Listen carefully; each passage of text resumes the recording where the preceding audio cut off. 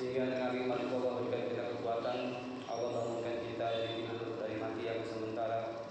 Alhamdulillahilladzi ahyana ba'da ma amatana wa ilaihi nusyur. Allah gerakan kita untuk bisa sahur, Allah gerakan kita melangkah kaki ke masjid, dan Allah menunjukkan kita di majlis yang Allah muliakan di depan para malaikat, yaitu majlis ilmu. Dan seperti yang Rasulullah sampaikan, barang siapa yang bersusah payah datang ke majlis ilmu, maka Allah mudahkan langkah kita untuk masuk surganya Allah Subhanahu wa taala. Amin. Karena duduknya kita di sini susah payah, Pak. Enaknya habis subuh itu turun tidur lagi. Allahumma ahya wa bismika amut. Betul ya? Betul. Enaknya itu. Tapi susah kan kita bangun jam 3, jam setengah 3. Ya, maka paling enak habis subuh. Allahumma ahya wa bismika amut. Kita tahan. Ya. Ini pengorbanan yang luar biasa. Pengorbanan yang luar biasa. Mudah-mudahan Allah mudahkan langkah kita masuk surga surganya Allah Subhanahu wa taala. Salawat dan salam terlimpahkan kepada baginda Nabi Muhammad sallallahu alaihi wasallam beserta keluarganya, sahabatnya, dan mudah-mudahan kita semua sebagai umatnya yang banyak mengikuti sunnah-sunnah beliau dan selalu mengucap Allahumma shalli ala sayyidina Muhammad wa ala ali sayyidina Muhammad. Bapak dan ibu jamaah kuliah subuh Masjid Darul Mutakin yang Allah muliakan, untuk Sirah Nabawiyah hari ini, kemarin saya minta maaf, saya minta gantian dengan Ustaz Misbah. Kemarin saya jemput anak di pondok, di habis subuh langsung berangkat dari liburan pesantren. Alhamdulillah kemarin tasmihnya sudah 6 juz 5 halaman tasmih hafalan kelas 2 SMP. Sirah Nabawiyah kemarin saya rencana melanjutkan tentang tahun kesedihan. Cuman kayaknya saya pengen loncat dulu gitu. Pengen loncat dulu tahun kesedihan itu sekitar tahun ke-8 kenabian. Ya, tahun kesedihan. Cuman saya pengen loncat sekitar 5 ditambah 10, 15 ditambah 2, berarti kurang lebih melompat 17 tahun kemudian. Ya. Jadi kalau tahun kenabian tahun ke-8, maka ketika 17 tahun kemudian itu berarti pada saat khalifah pertamanya adalah Abu Bakar As-Siddiq. Ya. Karena tahun ke-13 kenabian itu adalah hijrah, tahun ke-23 kenabian atau 10 Hijriah adalah wafatnya Nabi. Maka setelah Nabi wafat digantikan oleh khalifah yang pertama, yaitu Abu Bakar As-Siddiq. Abu Bakar ini kurang lebih 2 atau 2,5 tahun tidak salah, Abu Bakar As-Siddiq. Setelah Abu Bakar baru digantikan oleh Umar bin Khattab radhiyallahu anhu. Jadi saya akan mengangkat kisah tentang perang Yarmuk. Ya, jadi kalau boleh diberi judul setelah Sirah Nabawiyah itu, judulnya adalah pahlawan-pahlawan di sekitar Nabi SAW. Ya, ini kita tahu juga, kita ceritakan kepada anak-anak kita supaya anak-anak kita tahu tentang adanya seorang pahlawan, ya, panglima perang, ya, yang tidak pernah terkalahkan dari semenjak dia sebelum Islam maupun setelah masuk Islam, yaitu pedang Allah yang selalu terhunus di mukanya. Kan kalau Sa'ad bin Abi Waqqas pemanah ulung, kalau Hamzah singa gurun pasir. Nah, ini ada pedang Allah yang selalu terhunus di mukanya. Karena Nabi pernah mendoakan orang ini. Orang ini adalah Khalid bin Walid. Ya, Khalid bin Walid ini kalau perang dikatakan menurut riwayat itu tangan dua megang pedang. Ya, tangan dua megang pedang, dan membawa pedang itu kalau perang ya bukan hanya 1 2, karena bisa jadi dalam satu peperangan itu pedangnya bisa patah 10 buah gitu. Jadi bayangkan berapa pedang yang harus dia bawa ketika peperangan. Khalid bin Walid ini termasuk keluarga terpandang di Mekah.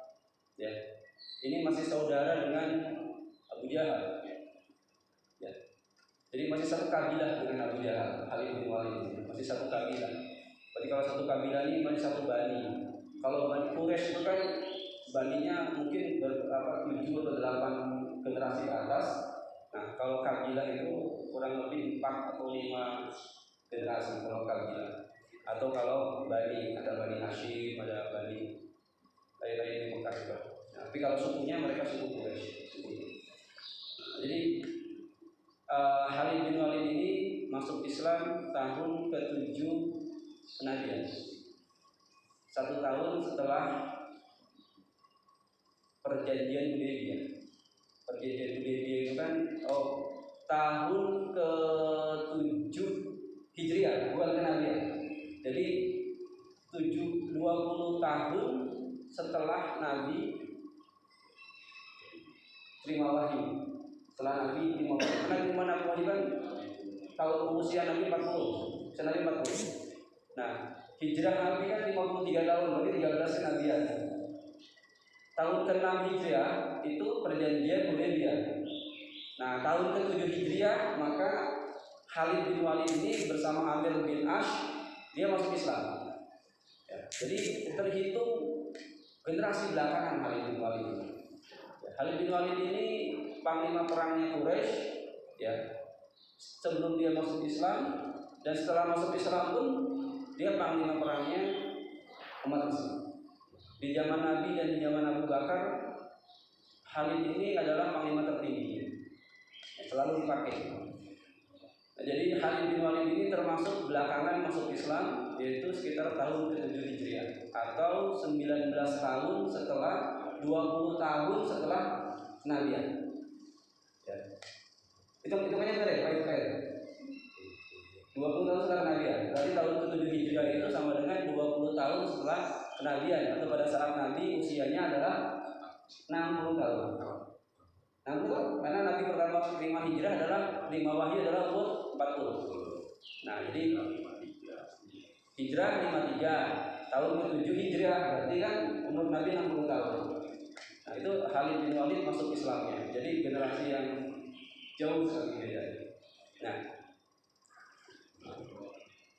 perang Yarmuk ini terjadi pada zaman Khalifah Abu Bakar Ash-Shiddiq akhir dan awal pemerintahannya Khalifah Umar bin Khattab. Jadi yang terkenal peperangan yang diikuti oleh Khalid bin Walid itu yang pertama adalah perang Mu'tah. Sebetulnya sebelum perang Mu'tah, Khalid ini pernah memimpin pasukan pembuka, pasukan Muqaddimah, yaitu pada saat Fathul Mekah. Perjanjian Hudaybiyah itu kan tahun ke-6. Khalid masuk tahun ke-7 Hijrah.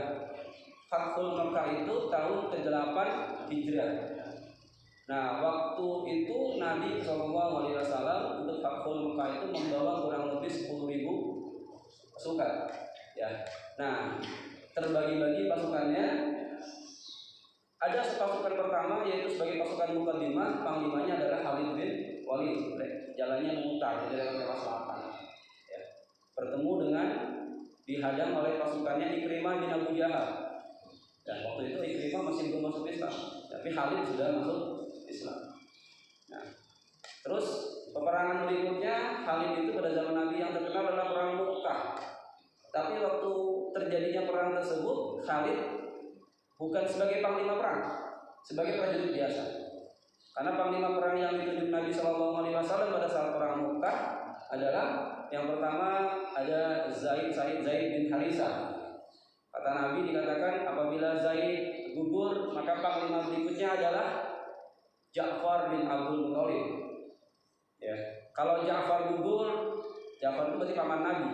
Ya, kalau Ja'far gugur maka panglima ketiga adalah Abdullah bin Rawaha. Ya. Nah, kalau 3 ini gugur, maka bermusyawarahlah kalian untuk siapa yang menjadi komandan atau panglima perangnya. Maka pada saat perang Mu'tah ini, 3-3-nya Zaid gugur, kedua Ja'far gugur, yang ketiga Abdullah bin Rawaha gugur. Maka ada seorang ahli Badar yang mengambil panji-panji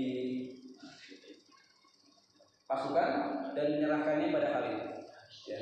Akhirnya Khalid waktu itu berdasarkan musyawarah jadi panglima perang Mu'tah dan berhasil menyelamatkan pasukannya untuk mundur menang. Terus Mu'tah maka Khalid juga di bawah Rasulullah perang Tabuk. Ya, perang Tabuk itu tentang perang muka. Tabuk walaupun tidak terjadi perang, tapi disebut perang Tabuk. Terus yang terkenal lagi pada saat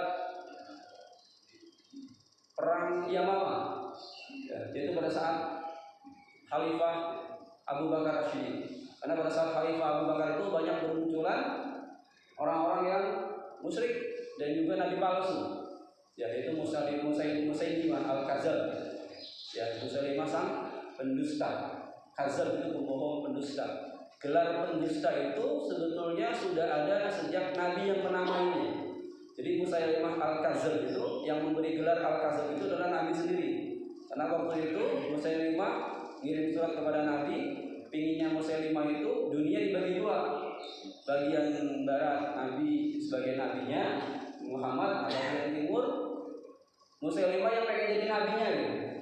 Nah, kata Rasulullah kadzdzab gitu kan ketika membaca surat dari Musailimah ini. Musailimah ini temannya Amr bin As. Temannya Amr bin As. Ya.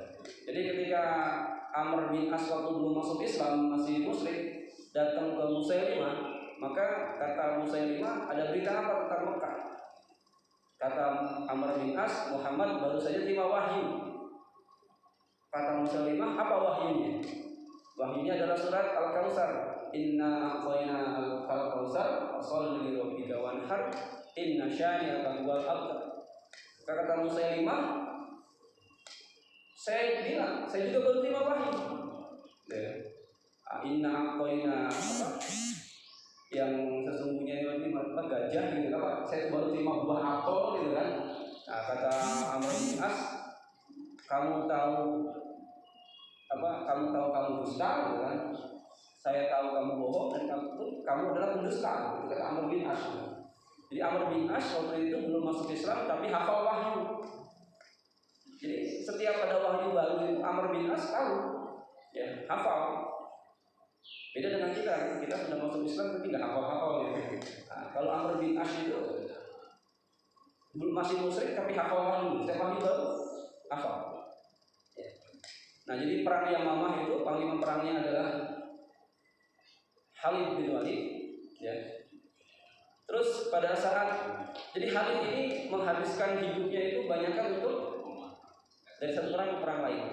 Kalau Khalid bin Walid dari satu perang ke perang lainnya, ya.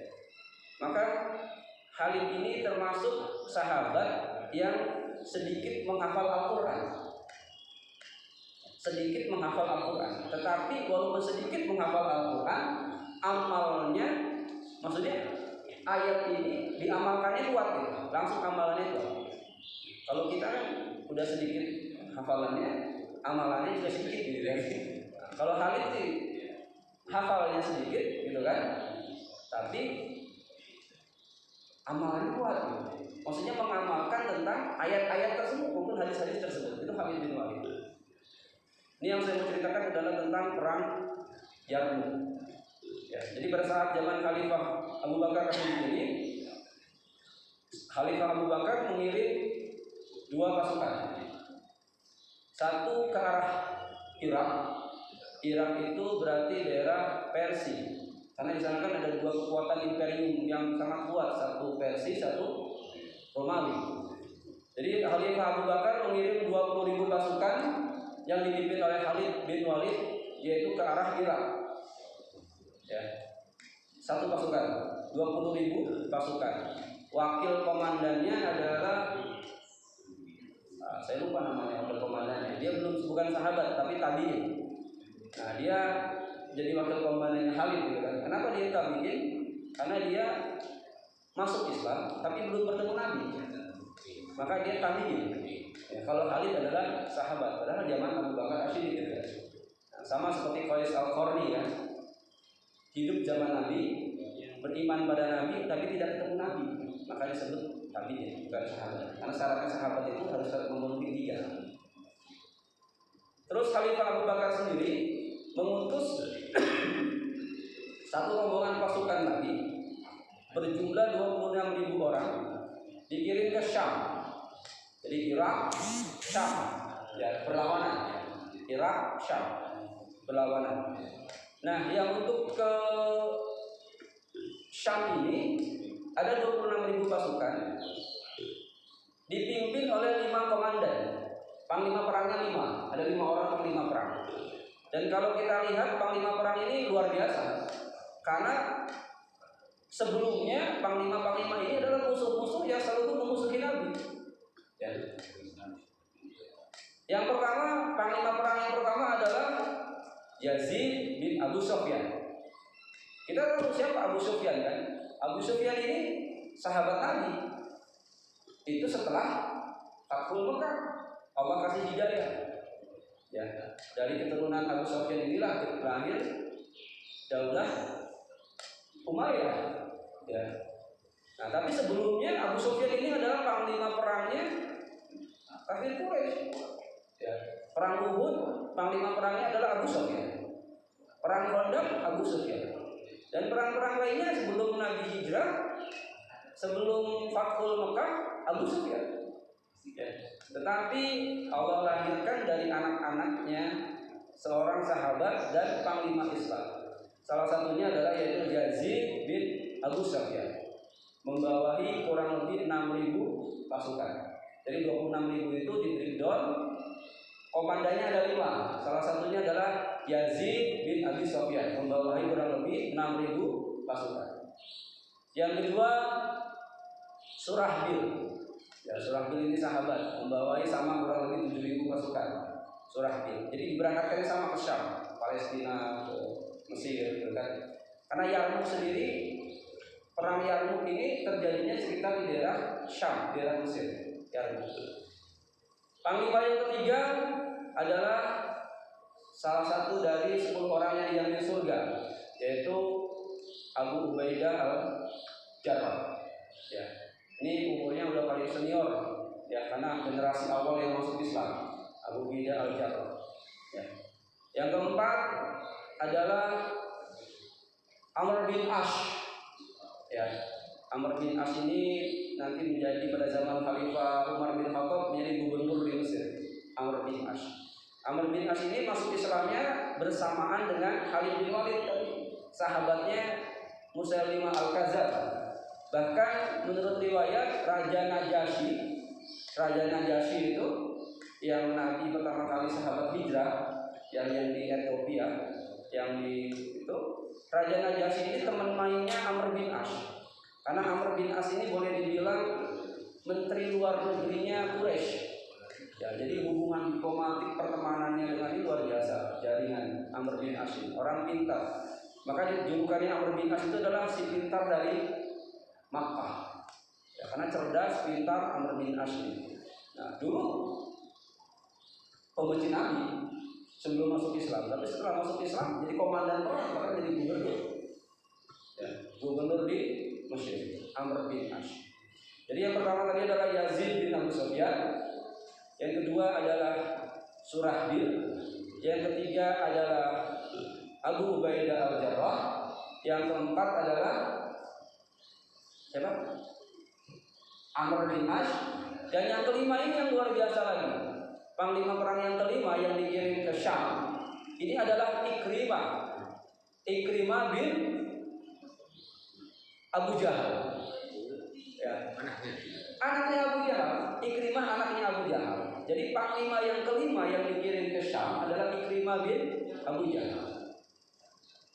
Bayangkan anaknya Fir'aun. Jadi kata Nabi, siapa Abu Jahal? Abu Jahal itu Fir'aun umatku, Fir'aun zaman umatku. Jadi tiap umat itu ada Fir'aunnya. Jadi Fir'aun zamannya Nabi itu adalah Abu Jahal. Ya. Tapi dari anak turunannya, salah satunya dari Ikrimah, menjadi panglima perang. Bayangkan. Ya. Itu masuk Muslim. Masuk Islam itu setelah Fathul Mekah. Pada saat Fathul Mekah itu kan tadi saya ceritakan, pada saat Fathul Mekah Khalid memimpin pasukan sebagai pasukan mukadimah. Masuk ke kota Mekah dihadang oleh pasukannya Ikrimah dan Khalid bin Walid ini masih saudara sepupuan, karena kan masih saudara dengan Abu Jahal. Nah, tapi tidak terjadi pertempuran besar. Khalid melarikan diri. Setelah Khalid melarikan diri, akhirnya dibujuk sama istrinya kembali lagi ke Mekah, masuk Islam. Ikrimah melarikan diri. terus balik lagi ke Mekah, akhirnya masuk Islam. Ikrimah ini. Ya. Nah, jadi Ikrimah ini masuk Islam setelah Fathul Mekah. Kalau Khalid sebelum Fathul Mekah. Nah, jadi luar biasa. Panglima yang kelima itu adalah malah anaknya Abu Jahal. Ya, jadi ini panglima perangnya ini terbagi dua. Khalid memimpin 20.000 pasukan ke arah Irak. Terus 26.000 pasukan dipimpin oleh 5 komandan itu menuju Syam. Khalid ini sukses peperangan-peperangan yang dilaluinya sampai ke Irak, ya. Tapi tidak begitu dengan yang dialami oleh 5 komandan yang ke arah Romawi. Ya. 5 komandan yang ke arah Romawi ini terdesak hebat. Ya. Karena berapa jumlah yang dihadapi di Yarmuk, ya, terjadi peperangan di Yarmuk. Jumlah yang dihadapi oleh pasukan 5 komandan ini di Yarmuk kira-kira berapa ya? Pasukan Romawi apa ya? Tadi pasukan 5 komandan ini 26.000. Sementara pasukan Romawinya berapa ribu?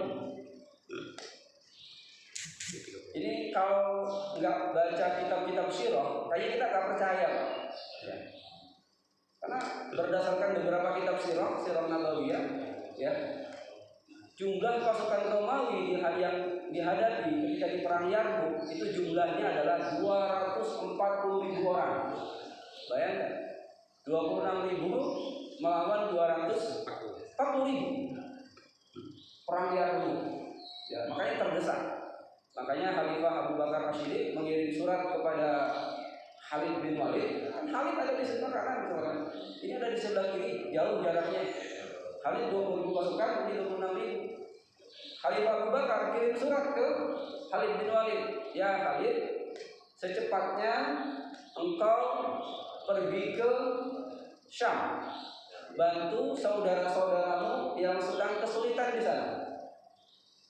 Ya. Dan pesannya Abu Bakar itu, janganlah engkau tinggi hati, sombong karena merasa dipakai sama Abu Bakar. Karena kalau kita yang seperti itu, Pak, coba bayangin kita lagi ada di Jakarta, tiba-tiba ada kawan saudara kita di Surabaya, pusat kita ada di Semarang, misalkan gitu kan, pusat pemerintahan di Semarang, kita lagi ada posisi di Jakarta, ada di Surabaya perang. Ya. Terus yang di Surabaya butuh bantuan, nah kita panglima di Jakarta diminta bantuan, disuruh ke sana. Kalau kita merasa sangat diperlukan, kan? Nah, itulah Khalid. Maka kata pesannya Abu Bakar, Khalifah, jangan tinggi hati, jangan sombong, jangan ujub, gitu kan? Karena nanti akan menghancurkan engkau. Maka Khalid musyawarah dengan wakilnya yang tabiin tadi, pasukan 20.000-nya Khalid itu dibagi dua. 10.000 ikut Khalid, 10.000 tetap di Irak. Jadi ketika pembagian pasukan ini agak gontok-gontokan antara Khalid dengan wakilnya. Si A sama Khalid, tapi wakilnya si A masa, gitu kan? Akhirnya setelah hampir selesai, ada satu lagi tinggal penentuan, ada satu orang lagi yang mau ikut siapa, ini yang agak keras. Maksudnya agak keras ini berusaha mempertahankan, ya. Siapa yang agak keras ini? Yaitu Kok. Ya. Kok ini kata Nabi, jika ada satu pasukan di situ ada Kok, pakai Kof, ya, Kok. Maka dijamin bahwa pasukan ini akan menang. Ya, karena kekuatan satu Kok ini hampir sama dengan 1.000 orang. Nah, jadi akhirnya setelah bermusyawarah agak ketat, Kok ini ikut dengan Khalid bin Walid. Kok ini boleh dibilang di mana Khalid berperang, Kok pasti ada di situ. Yang jadi masalah adalah kata Khalifah Abu Bakar secepatnya harus berangkat ke Syam, karena saudara-saudara di Syam lagi genting.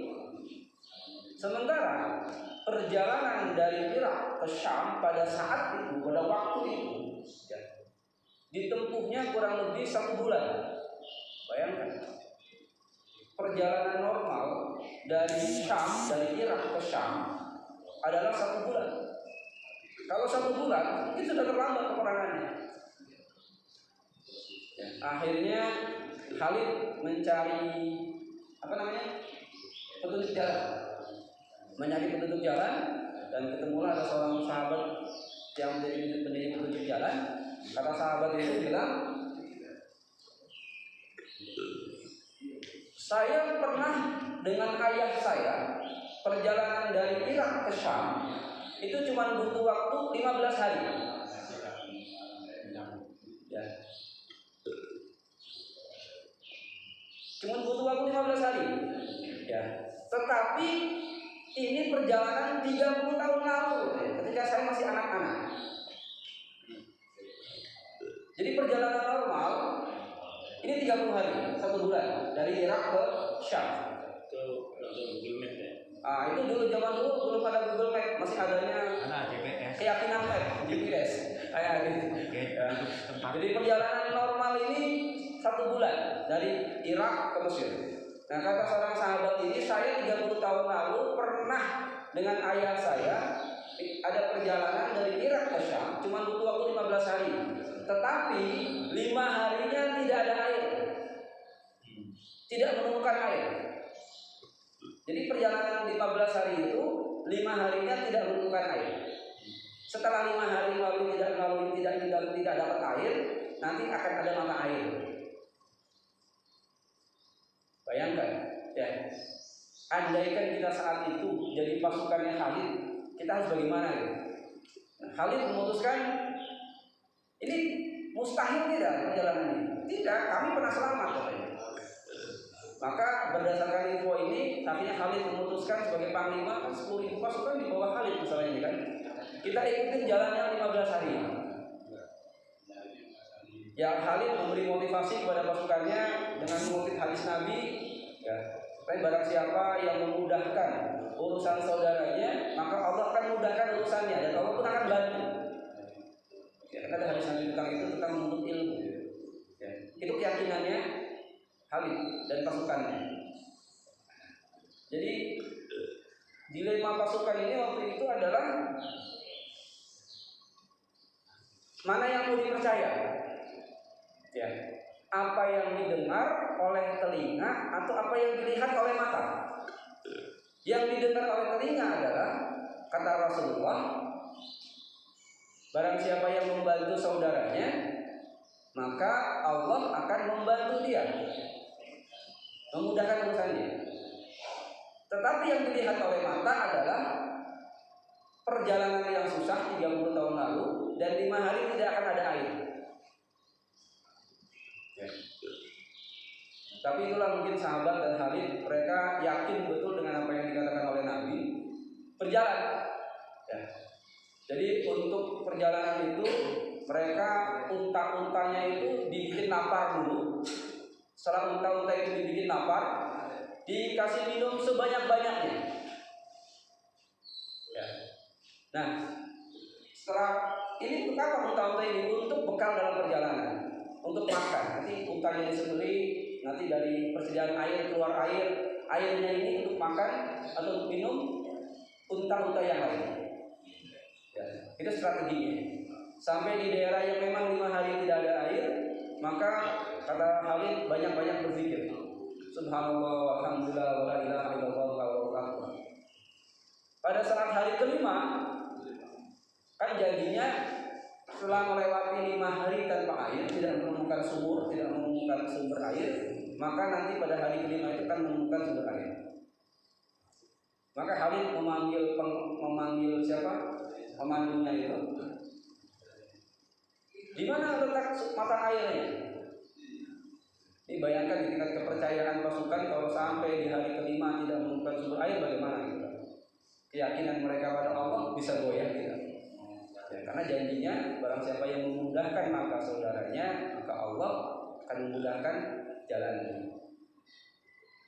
Kata si pemandu ini, ya Khalid, saya lupa di mana sumber mata airnya. Yang saya cuma ingat sumber mata air itu ada di antara 2 pohon kurma.